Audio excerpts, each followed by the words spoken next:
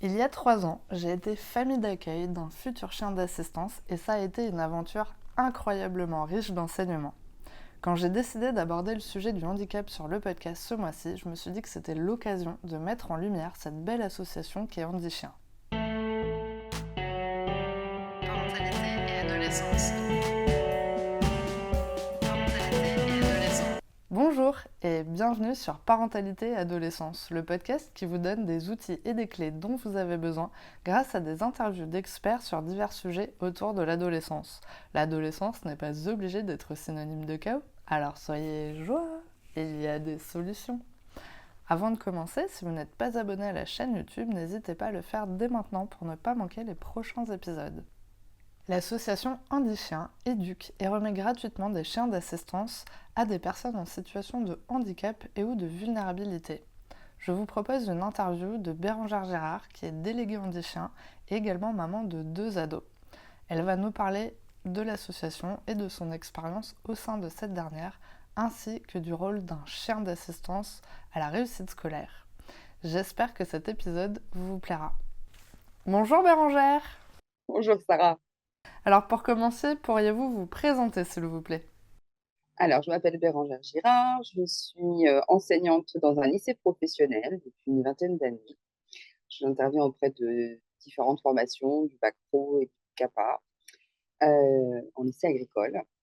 Je suis formatrice pour un public assistante maternelle dans l'accompagnement de leur formation en cours d'emploi.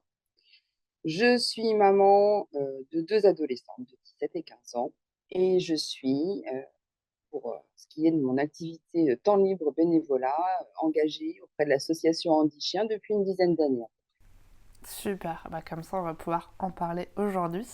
Alors pouvez-vous nous présenter justement l'association HandiChien et sa mission s'il vous plaît? Alors, l'association HandiChien, c'est une association nationale qui s'est engagée dans une mission. Et cette mission, c'est de remettre gratuitement à des bénéficiaires des chiens d'assistance afin de les accompagner dans leurs gestes du quotidien.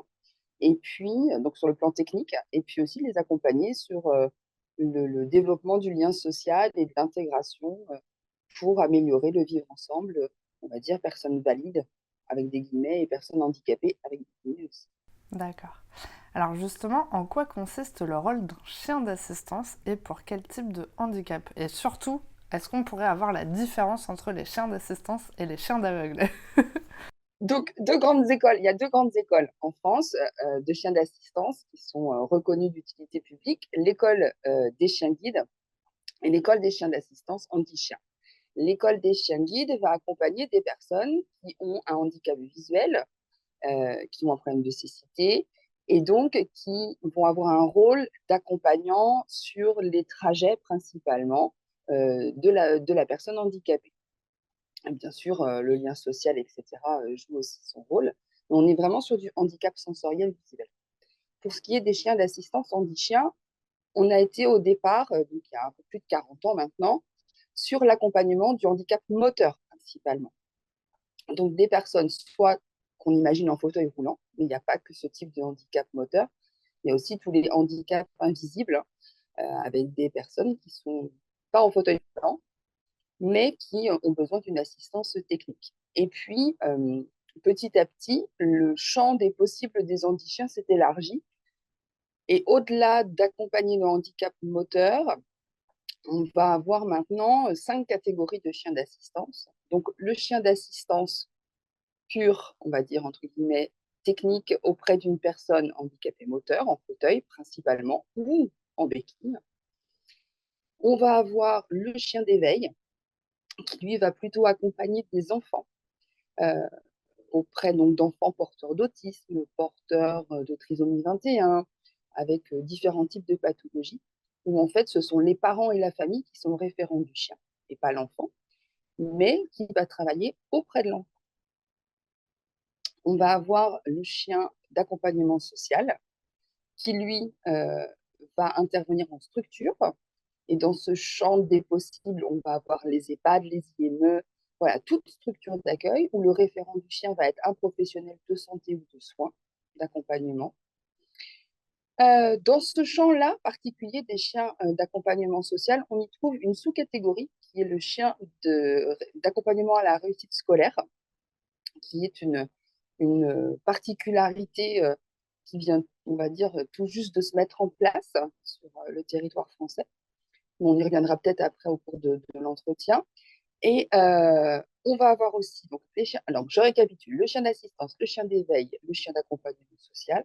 On va avoir les chiens qui accompagnent les personnes qui souffrent d'épilepsie et qui sont capables donc, de détecter et de prévenir une crise d'épilepsie.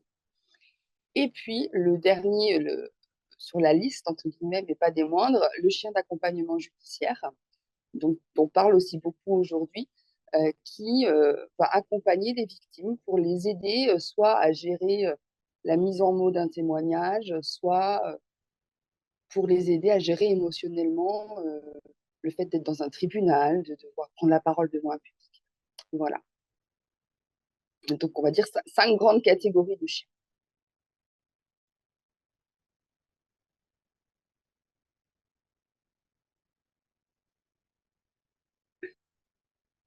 Mais qu'est-ce que, oui, qu'est-ce que j'y fais? Je ne vais pas dire que des fois je me le demande parce que ce serait pas sympa, mais j'y fais plein de choses entre guillemets et en même temps pas grand-chose.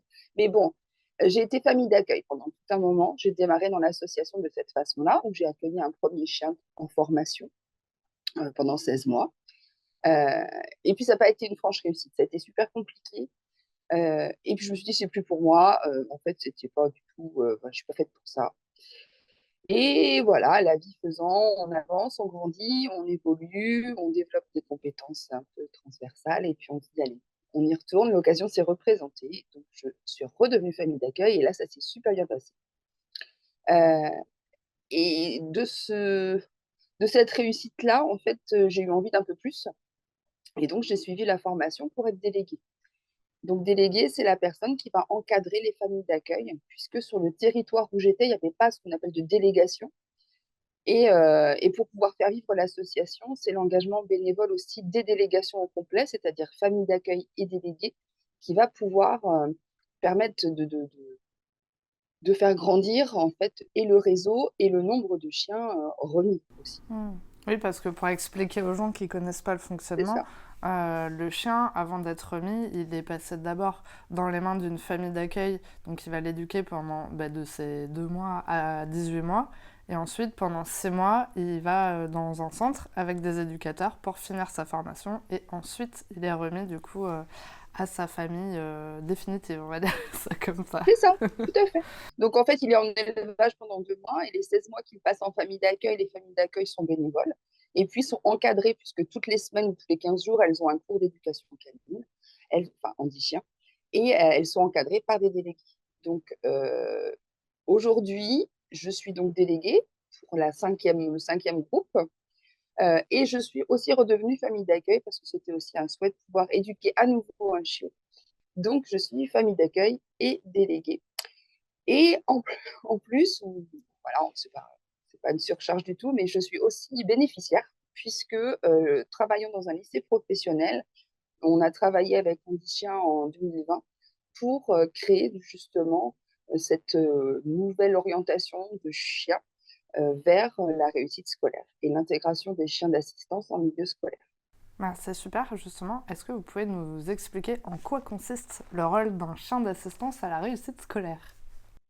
Alors, il est particulier parce qu'il n'est pas très technique ce rôle. On ne nous demande pas d'ouvrir des portes. Voilà, on intervient donc auprès d'un public qui est un public, on va dire classique, sans besoin spécifique lié au handicap. Les élèves du lycée ne sont pas forcément porteurs de handicap, donc on n'a pas un chien qui est techniquement présent pour accompagner le handicap physique. Par contre, on a un chien qui nous permet de travailler ce qu'on va appeler les compétences psychosociales, c'est-à-dire la relation à l'autre. Alors, ça va partir d'un point tout simple. Lundi matin, 8h30, arrivée des ados au lycée, eh bien, ils sont accueillis par un chien heureux, qui lui est content d'être là, contrairement à eux. Et voilà, ça pose tout de suite un sourire. Voilà, le premier intérêt, c'est on va dire de faire participer donc Little, puisque c'est le labrador qui nous a été remis par Andy Chien, de faire participer Little à ce quotidien du vivre ensemble, pour faire en sorte que ça se passe, on va dire, de la façon la plus douce et la plus accueillante possible. D'accord. Donc il va être présent, voilà, sur les temps, du quotidien, les accueils, les temps de pause et puis en parallèle, on a monté tout un projet de jeunes ambassadeurs. Là, des élèves s'engagent à promouvoir l'association Andy Chien à travers des actions de présentation dans des écoles, des structures diverses et variées. Et là, on travaille encore autre chose avec eux, ce qui est la prise de parole devant un public que l'on ne connaît pas. Mais quand on est accompagné de Lidl, eh bien, on bénéficie tout de suite d'un capital sympathie. Je pense que là, tous les bénévoles handichiens se reconnaîtront là-dedans. C'est-à-dire que être accompagné d'un chien avec une cape, eh bien, déjà, ça fait la différence. Ça veut dire que le public nous est déjà, on va dire, acquis.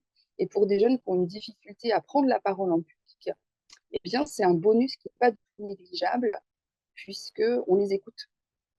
Et là, ils peuvent s'exprimer. Hmm. Donc il y a 2 volets, voilà, il y a vraiment les compétences du quotidien et puis, des compétences spécifiques à travers les ambassadeurs. Du coup, le chien qui vous a été remis, c'est un chien où vous avez été famille d'accueil ou pas du tout? Alors oui, alors j'ai pas été famille d'accueil, mais c'est un chien de ma première délégation D'accord. et Little, il a eu une double carrière puisqu'il a été remis en chien d'assistance. Son bénéficiaire, malheureusement est décédé et donc Little s'est trouvé, on va dire sans job.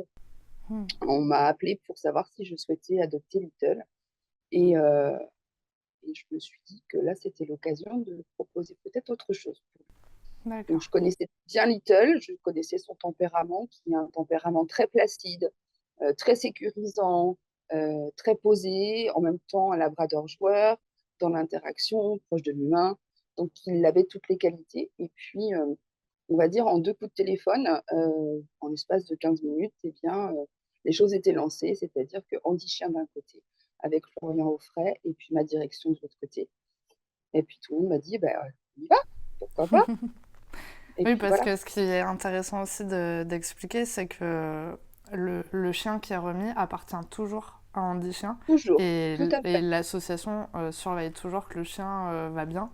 Et justement, quand un bénéficiaire décède ou voilà en tout cas il y a une fin qui se passe entre le bénéficiaire et le chien est toujours récupéré par l'association et il lui trouve une autre famille ou un nouveau job. En tout cas, il est pas laissé livré à lui-même, quoi. Non, on les relâche pas dans la nature, on ne les euthanasie pas et on n'en fait pas, des pots de bêtes. Heu, les chiens restent propriété d'Andy Chien jusqu'à ce qu'ils soient ce qu'on appelle réformés. Donc soit le bénéficiaire, par exemple, le chien est en fin de carrière, le bénéficiaire souhaite conserver son chien avec lui, ce qui arrive très, très souvent et dans ces cas-là, le chien va sortir ce qu'on appelle du programme et va être adopté par son bénéficiaire. Mais sinon, le chien, tant qu'il est en activité, il fait partie, du réseau Andy Chien. Tous les ans, il y a un suivi par Andy Chien auprès des chiens. On a, régulièrement des contacts avec l'association, aussi bien pour le suivi médical vétérinaire que pour le suivi comportemental ou technique du chien. Donc le lien, il est vraiment très fort et hem et c'est important cette relation, entre l'établissement, quel qu'il soit, et Andy Chien. C'est important pour avoir une continuité d'accompagnement et une cohérence par rapport au bien-être humain, on va dire, enfin, tout ce qui se passe entre le chien et les humains et puis aussi pour le bien-être animal parce que, on ne peut pas faire tout et n'importe quoi avec le chien et il faut avoir aussi un garant et c'est important d'avoir un garant comme on dit chien. Hmm. Alors du coup, pour reparler justement de Little, en quoi la présence d'un chien d'assistance du coup est bénéfique à la réussite scolaire? Et est-ce que vous pouvez nous donner quelques exemples pour qu'on se rende compte un petit peu de ces super bénéfices? Alors en fait, le bénéfice, il est sur le climat principalement déjà. Comme je disais tout à l'heure, le lundi matin, on arrive avec le sourire. Heu, c'est d'être accueilli par un labrador qui joue de la queue, qui est content de voir tout le monde, qui se balade avec sa corde, qui dit bonjour à tout le monde. J'insiste là-dessus, c'est-à-dire que le chien ne juge pas, ni la tenue vestimentaire, ni, la qualité du maquillage, de la coiffure ou du vernis. Lui, il va voir tout le monde et ça permet une espèce d'unicité, en fait, heu, autour de ce chien. Ça crée vraiment un esprit de groupe. Little appartient à Andy Chien, il fait partie de l'établissement scolaire, il fait partie de l'équipe. C'est le chien du lycée. Et tous les élèves sont engagés à plus ou moins fort engagement, on va dire.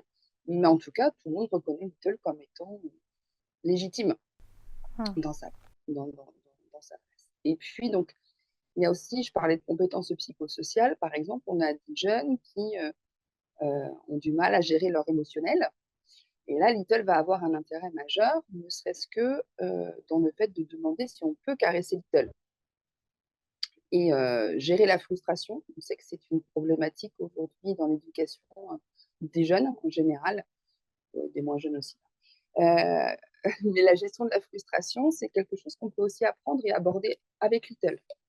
Parce que, est-ce que je peux le caresser? Non, pas maintenant, c'est pas possible. Alors au départ, on a des jeunes qui ne demandaient pas, qui caressaient sans demander, par exemple. Donc formuler une demande, accepter qu'on vous dise non. Si on vous dit oui, accepter que ça s'arrête à un moment donné. On a travaillé sur l'écriture d'une charte. Tous les ans, on écrit une charte de vivre ensemble avec Lidl où on repose le cadre. C'est important aussi puisque là, on va aborder des valeurs de la citoyenneté et du vivre ensemble. Donc ça, c'est important. Lidl, il peut être là pour un coup de blues. Quand on est ado, c'est compliqué de mettre en mots les choses. Quelquefois, on est dit sur le plan émotionnel. C'est très, très fort. C'est terrifiant même parfois. Little, il ne demande pas d'explication, lui. Lui, il est juste là. Il permet d'absorber ou en tout cas de contenir cette décharge émotionnelle. C'est un réel job pour le chien d'arriver à faire ça. Et ensuite, nous, adultes, on peut être là pour aider l'ado à poser des mots. Mais il faut d'abord que sur le plan émotionnel, ce soit accueilli. Et Little fait ça vraiment très, très bien. Hmm. Il peut être présent lors d'une épreuve d'examen, lors d'un devoir. Quelquefois, on a des élèves qui... Little est un grand ronfleur. Et sur une salle de cours, quand on fait un devoir, en général, c'est grand silence. Et ce grand silence, il peut être hyper angoissant. Alors, je vous assure que quelquefois, quand on a un labrador qui ronfle, ça met une petite ambiance qui casse un peu ce côté angoissant, parce que oui, réellement angoissant pour certains jeunes aussi, de ce silence pendant un devoir, ou de pouvoir... Alors, certains vous diront que, par exemple, sur des devoirs, le fait que Little soit présent, ils pensaient que ça allait les déconcentrer, parce que Little se déplace quelquefois, quand même, il bouge. Et, euh, et au contraire, ce qu'ils expliquent, c'est que le fait qu'il y ait un mouvement leur permet à la fois de, un, prendre une respiration par rapport à l'exercice demandé, et deux, de pouvoir se reconcentrer plus rapidement sur l'exercice qu'on leur a demandé. Donc, en fait, la présence du chien permet aux jeunes de gérer leur émotionnel et de pouvoir consacrer un peu plus d'énergie à leurs apprentissages. Hmm. Et du coup, ce qui est intéressant, c'est qu'en fait, ils ont conscience des bienfaits de la Ah oui, présence du chien complètement. parce que vous en parlez, vous faites des Ah oui. retours d'expérience avec eux finalement au quotidien. Et alors, ce qui peut se passer, c'est aussi que moi j'ai remarqué ça aussi quand j'avais au Nil, parce que du coup j'ai été famille d'accueil pour Andy Chien une première fois. Il y a beaucoup de gens qui ont peur des chiens. Est-ce que du coup vous êtes confronté à ça aussi dans vos classes? Il y a peut-être des élèves qui ont très peur des chiens. Comment vous gérez ça? Alors, lors de l'inscription des élèves dans le lycée, ils sont prévenus de les présents dans D'accord. l'établissement.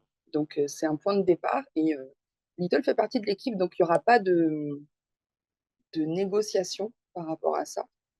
Et maintenant, quand il y a des peurs, on met en place un travail. On est toujours sur de la gestion émotionnelle parce que dans 99,9% des cas, on n'est pas sur de la phobie du chien, mais sur une appréhension de l'animal parce qu'on a eu une mauvaise expérience et ça se résout en fait super vite. Parce que les jeunes comprennent très rapidement que déjà Little, ce n'est pas un chien comme les autres. C'est un handi-chien qui a été éduqué, formé, accompagné, qu'il ne saute pas partout, qu'il n'aboie pas n'importe quand, qu'il répond aux commandes, qu'il aime les ados, les humains, qu'il est vraiment dans une convivialité. Et les jeunes entrent dans cette démarche-là très facilement. On va dire que euh, le problème de peur du chien, elle est très très vite effacée Après, on a eu quelques problématiques, entre guillemets, avec des élèves, par exemple, qui étaient de confession musulmane et qui ne souhaitaient pas que le chien soit présent. Et bien là, ça permet justement aussi de travailler la laïcité, le fait de la présence du chien de travail, de parler de sa religion, de ses pratiques, d'où sont les limites de chacun. Et au final, d'un chien qui est accepté par tous, quelle que soit la religion de chacun. Avec les conditions qu'on peut se poser, voilà, je touche pas au chien, j'ai pas de contact avec lui, bah ok, il n'y a pas de souci. Mais c'est important de poser le cadre de cette laïcité aussi, et c'est un apprentissage pour et le jeune concerné, mais aussi pour toute la classe, parce que ça ouvre des dialogues. En fait, Little nous permet d'ouvrir des dialogues sur des thématiques diverses et variées. Mmh. Mais de peur, non, je cherche, mais ça s'arrête assez vite. Ouais. C'est vraiment un temps d'appréhension, et une fois que le jeune comprend que voilà, Little est entre guillemets sous contrôle, que c'est pas un sauvage, et ça permet aussi aussi de se dire que l'éducation, eh ben, c'est important, parce que quand on est éduqué, on peut vivre ensemble. Ça fait partie des bases, hein, et qu'un chien tout foufou, qui a pas de règles, qui a pas de cadre, et ben, c'est un chien qui peut pas vivre en établissement scolaire, et ou ailleurs d'ailleurs. Mais voilà, la part éducative, ça leur permet aux jeunes de repositionner ce cadre éducatif comme quelque chose d'important. Hmm. Mais c'est vrai que je pense que la peur du chien, ça vient aussi du fait du contrôle et de se dire qu'à tout moment, le chien va nous sauter dessus ou va faire une dinguerie et C'est qu'on ça. va pas savoir gérer ça. Et Ouais. effectivement, il y a aussi la mauvaise expérience qui peut faire que ça joue aussi un rôle dedans. Mais c'est vrai qu'après, une fois qu'on peut voir le chien éduqué, calme, voilà, qui nous agresse pas pour un rien, en fait, on n'a plus de raison forcément d'avoir peur de lui parce qu'on voit bien que finalement, ça va, il est plutôt sympa, quoi. Et en plus, ils ont des têtes trop mignonnes. Bah, tout le monde craque, hein, c'est pas très, très compliqué de craquer pour Mm. Little. Et puis vraiment, là, cette année, on a une de nos élèves qui n'avait jamais caressé un chien de sa vie parce que trop peur. Et à un moment donné, de du 1er trimestre, elle est venue me voir, elle me dit: «Là, je veux». Alors, ça paraît rien comme ça. C'est une broutille de dire: «Elle a caressé un chien». Mais ça veut dire, que derrière, elle a fait tout un travail d'engagement émotionnel, de gestion, de réflexion, pour en arriver à la conclusion de: «J'y vais et j'ose». Et hem et c'est important de pouvoir oser évoluer, oser changer, surtout, chez des ados dont on entend très souvent des discours du type: «Je suis comme ça et je ne pourrais pas changer et c'est comme ça». Mm. Ben ouais, non, il y a des choses qui peuvent changer, et cela sans avoir provoqué quoi que ce soit. Ça vient vraiment que du jeune. C'est pas Ouais. je sais pas tous les jours où je vais: «Allez, aujourd'hui tu vas caresser». Non, non, non, c'est vraiment elle et uniquement elle qui fait cette démarche-là. Donc Ouais. ça, c'est chouette, c'est vraiment chouette. Et pareil, je crois que quand on avait échangé par téléphone, vous m'avez raconté une histoire où il y a une jeune, pareil, je crois qu'elle l'avait dit qu'elle l'aimait pas ou qu'elle s'en fichait, et finalement qui avait fini par lui acheter un jouet. Oui, ouais, complètement. Et alors, elle a même été jusqu'à témoigner pour des journalistes, auprès de journalistes, alors qu'au départ, c'est vraiment, «Le chien, j'en veux pas, il m'intéresse pas, il a rien à faire ici», et je vois pas l'intérêt, parce que c'est vrai qu'on a aussi ce discours-là, hein, un chien en milieu scolaire, mais n'importe quoi, ils sont tous tarés là-dedans.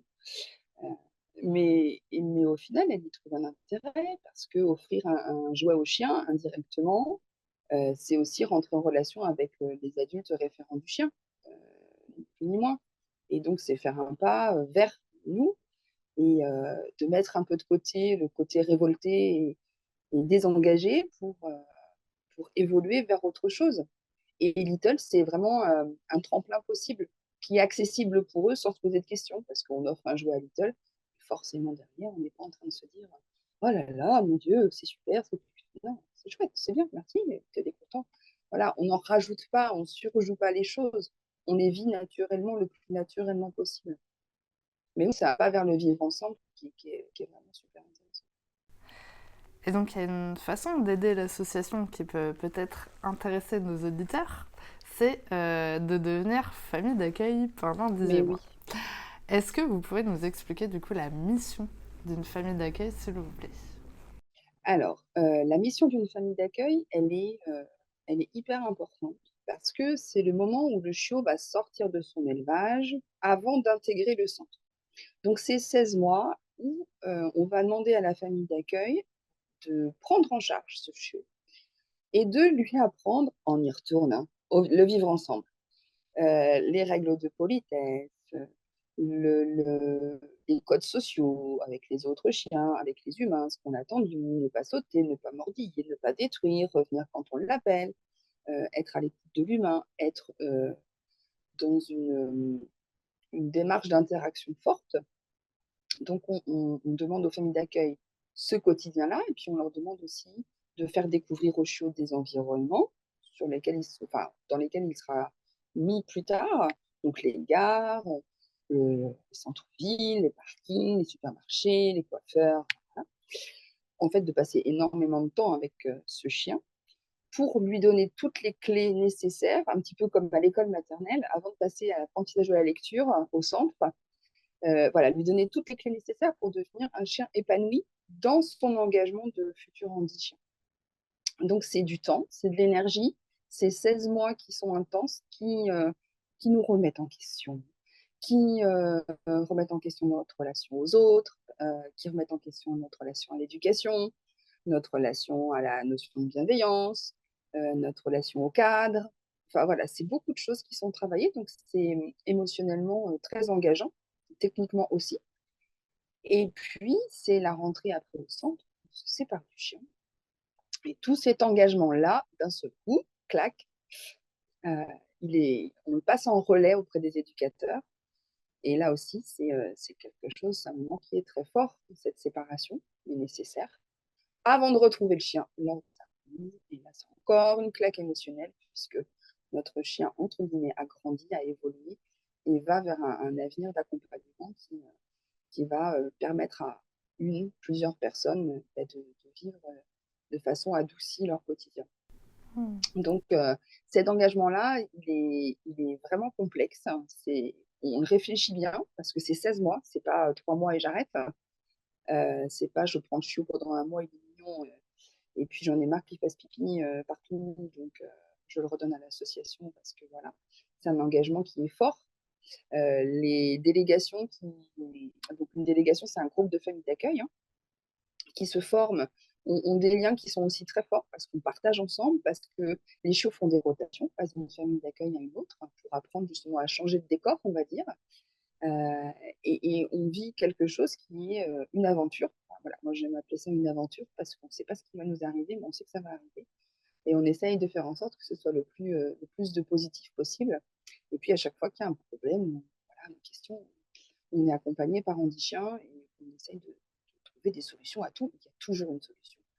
Donc voilà, ça nous met dans une émulsion, collective qui est hyper agréable.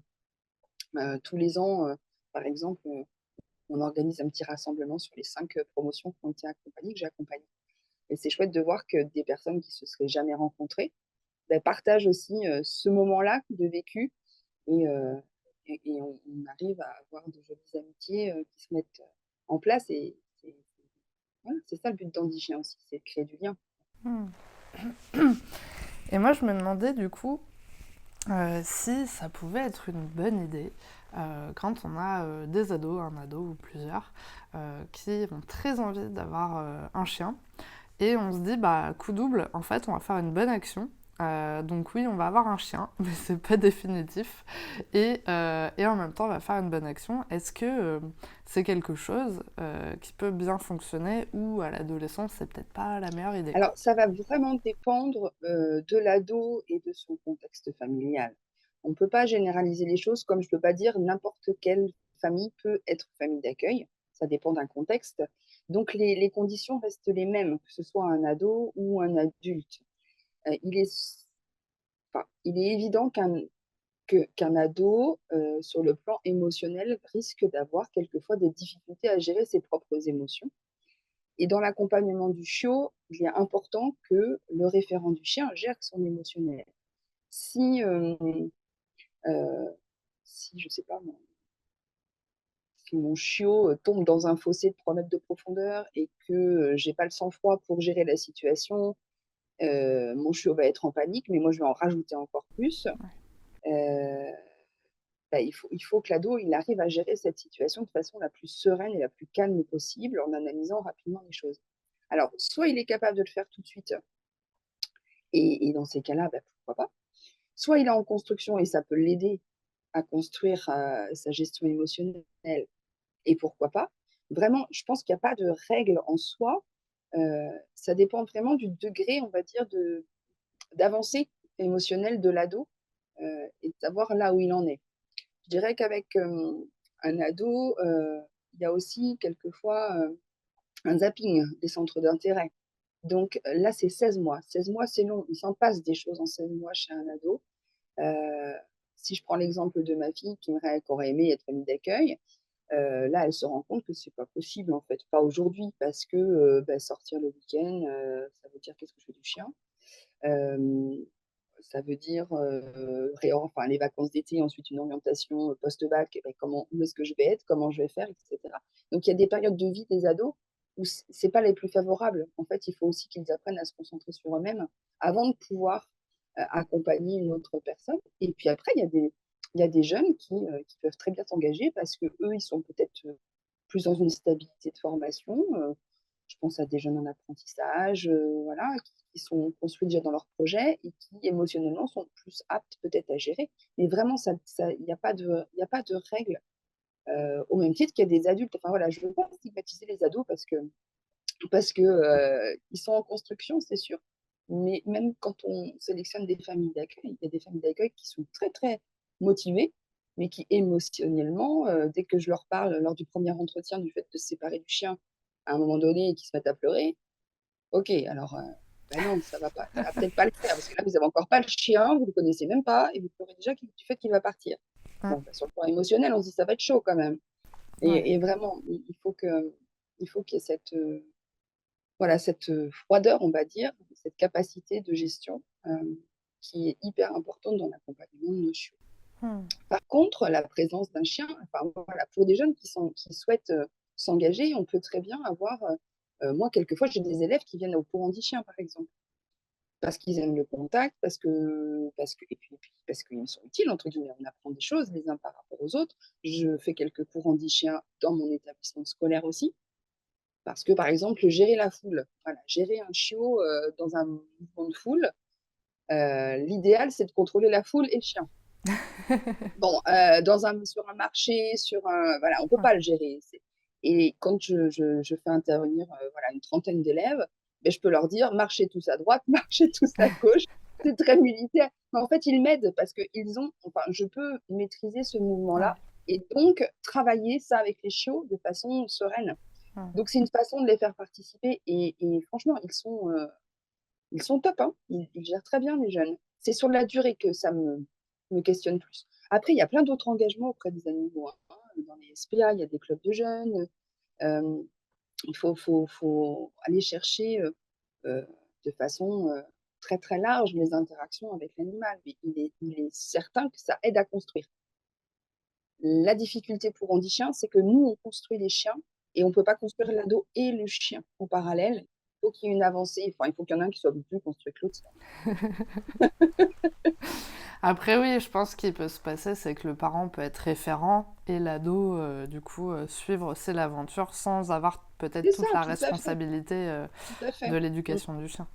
Et justement, ça permet aussi de reposer des choses. C'est-à-dire que avec le- l'ado, on repose le cadre. Par exemple, sur nos chiens, le jeu de balle, il est interdit. On ne peut pas jouer à la balle, on ne peut pas faire de jeu de lancer. Il est clair qu'un ado de 13-14 ans, quand il a un chiot entre les mains, entre guillemets, qu'est-ce qu'il a envie de faire? C'est de prendre une balle et d'être dans l'interaction musclée, de jouer avec, etc. Et nous, on ne peut pas du tout ça. Donc, ça permet de reposer le cadre des choses, ça permet de reposer des limites, de ce qu'on attend, de fixer des objectifs, d'avoir une mission à accomplir, d'avoir un engagement. Enfin, c'est toutes ces valeurs-là, en fait, qui sont transmises à l'ado de façon indirecte. Hmm. Oui, et puis je me dis, si c'est le parent qui est référent, c'est aussi partager cette aventure avec un de ses deux parents. Et Oui, ça peut être hyper intéressant aussi pour la relation parent-ado de vivre ça ensemble. Complètement. Alors, moi, j'avoue que mon premier engagement handi-chien, il était entre autres, alors pour mes enfants, pas pour mes enfants, mais on a toujours eu des animaux à la maison et les animaux, quand ils partent, c'est qu'ils sont morts Mm. et j'avoue que j'en avais un petit peu marre. En parallèle, j'avais fait des études de psycho et j'avais fait quelques recherches aussi en zoothérapie et cetera et la médiation animale, c'était quelque chose qui me parlait beaucoup. Et je me suis dit, bah, pourquoi pas, allez, on essaye, on se lance, et bim, une annonce se pointe, recherche famille d'accueil. Donc là, mes filles étaient quand même petites, 7 ans et 5 ans, mais depuis 10 ans, elles vivent avec des handichiens et on en parlait juste avant voilà, d'échanger avec vous, de faire un point avec elles par rapport à tout ça. Et ce qu'elle m'expliquait, c'était aussi que cet accompagnement de chiens d'assistance, de chiens tout court, d'éducation, ça leur avait permis de développer aussi un regard sur les autres, un regard bienveillant euh, sur les humains en général, de développer aussi leur sens de l'observation des comportements, alors à la base des comportements canins, puisque c'est quand même l'objet d'Antichat, Mm. mais plus généralement, elles avaient réussi à transposer ce sens de l'observation sur les humains, entre guillemets, et de se dire, voilà, je vois que telle personne, elle n'est pas à l'aise. Je vois bien qu'elle est pas dans son assiette. J'arrive à observer l'autre et regarder l'autre dans la construction des jeunes, c'est important parce que c'est une porte aussi qui s'ouvre. Et, euh, et voilà, donc l'éducation canine à la base, observer un chien, et bien on arrive à transposer des choses sur, sur les clés, on va dire, d'apprentissage des jeunes, ça c'est sûr. Du coup, si on a envie de devenir famille d'accueil, moi je sais que dans mon cas, j'avais appelé directement l'association Mhm. et en fait c'est eux qui m'avaient redirigée vers la délégation de ma ville parce que forcément il n'y a pas de délégation partout et donc il faut trouver celle qui est la plus proche de chez nous. Donc en fait, est-ce que voilà, c'est la bonne indication d'appeler directement l'association pour être redirigé plus facilement? Ah, ouais, alors il y a le site internet Handichien, handichien.org, hein, où vous allez pouvoir trouver toutes les références et les prises de contact. Il me semble de mémoire qu'il y a Mm. toujours un formulaire pour pouvoir déposer une demande. Et suite à ce formulaire déposé, on va vous adresser au centre le plus proche qui vous indiquera où se trouve la délégation la plus proche. Il faut avoir une certaine patience parce que oui, comme vous le dites, il n'y a pas des délégations partout. Ouais. Et puis quelquefois, par exemple, là, si je reçois une candidature de famille d'accueil, on ne fait pas d'entrée et sortie permanente, c'est-à-dire Ouais. que le groupe est constitué à un instant T pour une durée de 16 mois et je ne peux pas intégrer de famille d'accueil Ouais. supplémentaire. Donc, ben, si quelqu'un se présentait là maintenant, ben, je dirais OK peut-être, mais pas avant 1 an et demi, puisqu'il faut déjà que ces chiots qui viennent d'arriver soient formés et remis au centre avant de pouvoir redémarrer une autre délégation. Mm. Donc, quelquefois, ben oui, on peut être déçu parce qu'on a envie tout de suite et puis ben, c'est que dans 1 an et demi. Et, et il faut aussi envisager le fait que la délégation ne doit pas être non plus trop loin, en tout cas le lieu de cours, parce que mine de rien, mais il y a des kilomètres à faire et Ouais. on sait en ce moment que les déplacements sont de plus en plus engagés Mm. financièrement. Mais donc, et puis pour le chien et puis pour nous, voilà, tout dépend de notre timing, mais voilà, il faut aussi prendre ça en considération.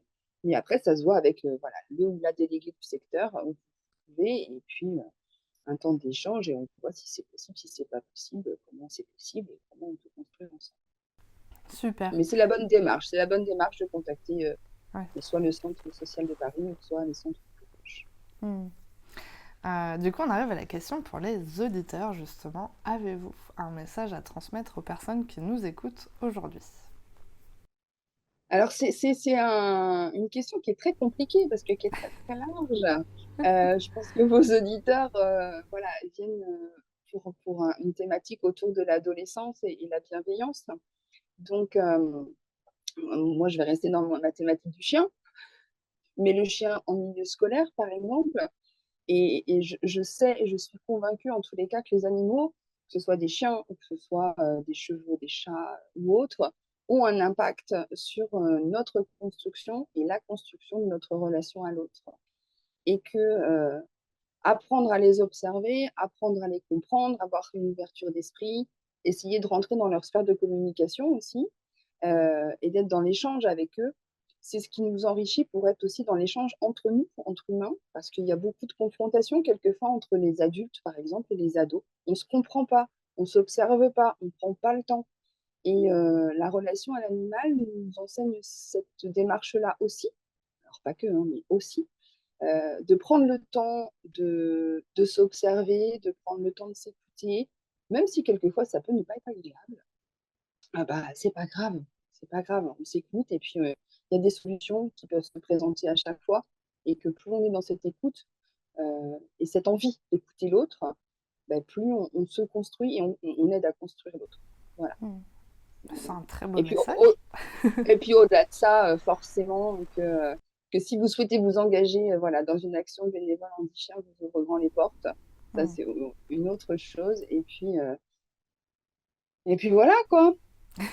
Et puis que je souhaite qu'il y ait encore, plein d'autres chiens qui rentrent dans le milieu scolaire, notamment des chiens qui accompagnent des enfants et qui sont quelquefois refusés, dans le milieu scolaire. Voilà, ça j'aimerais bien aussi que ça change, même s'il y a quelqu'un qui écoute à un moment donné et qui a un petit peu de pouvoir par rapport à ça ou d'engagement. Je pense que ça va venir avec le temps, mais voilà, que on n'empêche pas un enfant porteur de handicap de venir à l'école avec son chien et qu'on essaye de faire en sorte que ce soit possible. C'est toujours possible. Nous, au lycée, on peut avoir un chien, on n'est pas les seuls.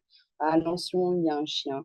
Dans plein d'écoles, il y a des chiens, des écoles primaires, dans des collèges. Voilà, c'est un atout, c'est un plus. C'est pas une solution, c'est pas la panacée, c'est un bonus. Et moi, je me dis que en ce moment, quand il y a des bonus, il Mmh. faut les laisser passer. C'est un très beau message, merci beaucoup. Et justement, pour finir, on fait un petit rappel sur comment on peut Oui. contacter Andy Chien, où on peut suivre toutes les aventures d'Andy Chien, parce que vous êtes quand même présent sur les réseaux. Ah ben, écoutez, on essaye d'être présent, on essaye de partager au maximum. Alors, vous avez le site internet d'Andy Chien, ça c'est la première référence officielle et référencée. Ensuite, Andy Chien sur Facebook et sur Instagram. Donc voilà, vous les trouverez très très facilement. Et puis après, chaque délégation, chaque famille d'accueil développe ses propres supports de communication. En ce qui nous concerne, on a un Andy Chien Aventure 5, puisque c'est le 5e groupe. Donc on a eu Andy Chien 1, 2, 3, 4 et maintenant 5 sur Facebook. On est aussi sur Instagram. Et puis après, les chiens, très souvent, les familles d'accueil créent des pages pour suivre leurs chiens et confient ensuite les rênes de ces pages à leurs bénéficiaires. Donc, vous pouvez retrouver Sherlock, qui est chien d'épilepsie. Vous pouvez retrouver Little, qui a sa page Facebook, bien sûr. Euh, Vous pouvez retrouver Onet, qui est avec Erin en chien d'accompagnement, en chien d'assistance, pardon. Vous pouvez, enfin voilà, vous tapez anti-chien sur une barre de recherche et vous allez trouver, vous allez voir, vous Plein, allez plein trouver d'infos. plein de choses. Et vous avez même Twinny, donc le chien dont j'ai la charge, ou le chien qu'on m'a confié, qui est maintenant sur TikTok. Voilà, Ah, la donc, classe. bah ouais, la classe. Alors ça aussi, c'est très très drôle parce que justement, les jeunes qui m'accompagnent au lycée, bah voilà, me forment à TikTok parce que moi, j'ai pas les compétences. Et là, c'est eux qui sont compétents, pas moi, et ça, c'est chouette aussi. C'est Voilà. super. Ouais, ça permet plein, plein d'échanges, d'apprentissages différents, Ah ouais. même des choses auxquelles on s'attend pas, quoi. C'est ça. Quand j'ai dit, bon, moi, je voudrais bien que tu me dises sur TikTok, ils m'ont fait, mais madame, c'est une super idée. Et j'ai dit, je comprends rien à TikTok, mais je sais pas faire. Ah oui, mais c'est pas grave, on va vous montrer. Allez, c'est parti. Mais c'est chouette, c'est bien. Je sais pas trop, ringard et tout. Non, mais non, ça roule. Enfin, voilà, ça permet d'autres liens. Voilà, et voilà, c'est une autre thématique, mais le réseau social, il faut aussi que nous, on y entre pour pouvoir comprendre Mm. comment ça fonctionne avec eux et les accompagner au mieux. Donc voilà, Mm. ça sert à ça aussi. Le chien, il sert à plein de choses, il est multitâche. C'est génial. Bon, en tout cas, je mettrai tous les liens en description, donc ça sera très facile pour vous de tout retrouver. Et surtout, merci beaucoup d'avoir accepté mon invitation sur le podcast. Je suis ravie, en tant qu'ancienne famille d'accueil, d'avoir pu faire un épisode avec Andy Chien. Donc merci beaucoup, Bérangère, pour ce Eh moment. ben, de rien du tout, c'est un grand plaisir. Et puis, ravie d'avoir voilà, croisé, en tout cas, votre chemin sur ce podcast, parce que voilà, Andy Chien, c'est des familles qui se croisent et qui se rencontrent. Donc, merci de cette rencontre. Merci d'avoir regardé la vidéo jusqu'au bout, j'espère qu'elle vous a plu. N'hésitez pas à la partager autour de vous et on se retrouve la semaine prochaine pour un nouvel épisode. À bientôt.